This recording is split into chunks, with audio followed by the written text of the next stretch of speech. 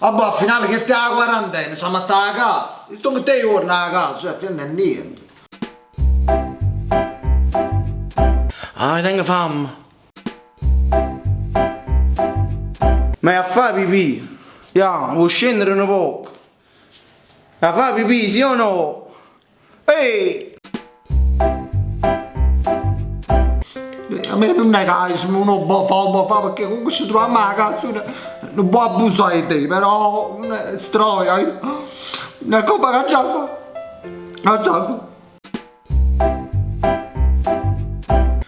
Ma io tengo fame.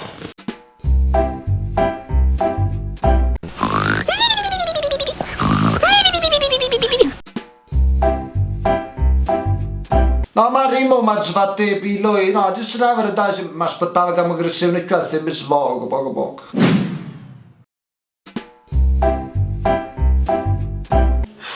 Vai mamma, quando finisce sta quarantena? Sì, non ti preoccupare, ma subito basta, tanto è un virus cinese. Penso sia era originale. Ma ci fanno pochi sopracciglia, No, tu mi puoi capire, sto a parecchio senza fare un po' di giappo, come si fa qua? Ma come è venuto il pesce d'aprile, non può venire il pesce di maggio, il pesce di giugno, il pesce di luglio. Vai ma, vi stai un po' a bambino, guarda qua, mi sono cresciuti pure i capelli indolati.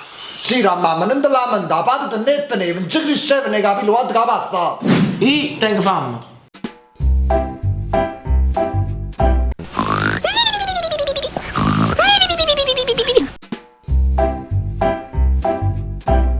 Ciro, ma non c'è bisogno che ti metti la mascherina pure in da casa, però. No, ma io veramente ho fatto una loff. Ah, ci capito. Io tengo fame.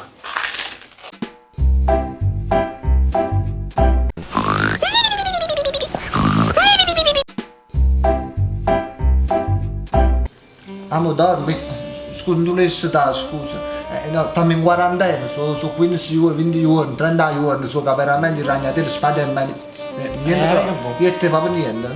Qualcosa, non lo so. Ma guarda, veramente, non mi piace, ma non rimane a casa uno che sta un poco male, no? Fede! Tengo fame!